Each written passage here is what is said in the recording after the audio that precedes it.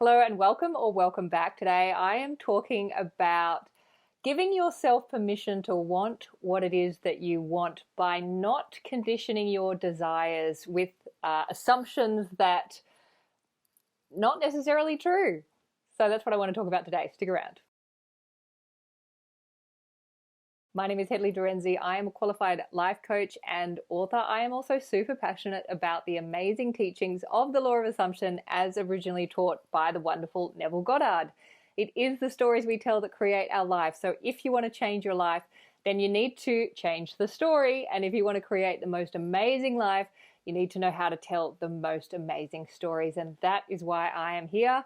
I am a storyteller. I'm passionate about stories. And since discovering these teachings, I am telling myself better stories and I want to help you to do the same. If you would like further support with this, I am available for coaching.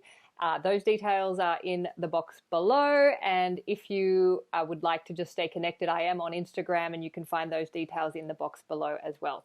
Okay, let's get into it. So today I am talking about giving yourself permission to want what it is that you want. With the law of assumption, this is all about creating your reality to have the most phenomenal, amazing experience that you can possibly have while you are in this physical body. Consciousness is the one and only reality, and we have been gifted with these incredible physical instruments in which we are able to experience with our senses all of the things that we desire to experience. We want to be able to give ourselves permission to want what it is that we want without conditioning with it, or without overlaying these assumptions that we might overlay our desires with as a way to prevent us from wanting them or being disappointed if we don't get it. And really what we're doing when we do that is we're not believing in our own power. We're not believing that we are the creators of our reality and that we do have influence over this physical experience that we are having, which we do, thanks to the law of assumption and also all these other teachings that essentially are saying the same thing. For me, I personally relate with the law of assumption, possibly because I'm a writer and a storyteller, and I love the fact that this is all around, assumptions are just stories that we're telling ourselves over and over and over. So the fact that we can change the story in our imagination and then it gets reflected back in reality, that to me is like heaven. I mean, I was daydreaming throughout my childhood and being told to stop daydreaming, and whereas now I'm being told to, well, not so much daydream, but use my imagination very consciously. So when you have a desire, the fact that you have that desire is all the evidence that you need that you are allowed to experience that desire in your 3D. If you weren't, you wouldn't have the desire. The fact that it's there is all the proof that you need that you can experience that desire in your 3D. But that's where you have to show up to the work as well. So you can't just have the desire. I mean, you can, but you can't have the desire and think, oh no, that'll never work, because you're the gods of your reality. So whatever you assume to be true about that desire will be true. So stop preventing yourself from having your desires by saying, well, no, that'll never work, or that's too expensive, I can't afford that, we don't have the money for that, or I'm not smart enough to get that job, I'm not qualified enough, I'm not pretty enough to get that person. Whatever it is, those are just assumptions that we tell ourselves. They're stories that we tell ourselves that keep us from experiencing what it is that we want to experience in our reality, forgetting that we are the creators, we're the directors, we're the producers, the writers, the actors, we are the stars of our own movie. And you're all the characters in the play as well, but that's for another video. Trying to keep this focused and on task. So yeah, it's really important to allow yourself to want what it is that you want. And gosh, it just got dark here, my goodness. The weather just completely changed out the window. So it is really important that you allow yourself to want what you want. And I want to give you an example, just to give you a bit of background. I'm tall, so I'm about 6'1", 6'1.5". So I'm very tall. So when I was traveling, I was always traveling economy, and I couldn't really fit into the seats, especially if I was flying long haul and I was in economy.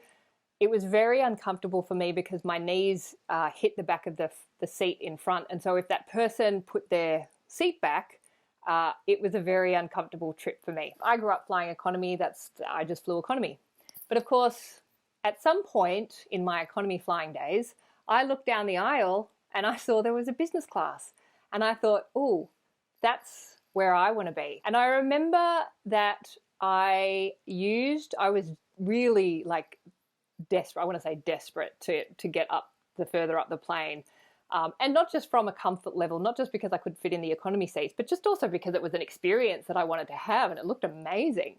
So I spent the next couple of years focusing on flying business class. The way I did it was in my imagination. I engaged my imagination. Having never flown business class before, I put myself in business class in my imagination enough times to the point where on one occasion where I was flying out of the blue, I was upgraded to business class. And I still remember that flight when I sat in the business class seat for the first time.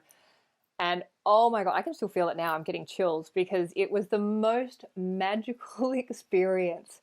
And then what was really amazing, that as that became more natural for me, I started flying business more and more, but just because it became more natural and there was no way I was going back to economy after flying business class.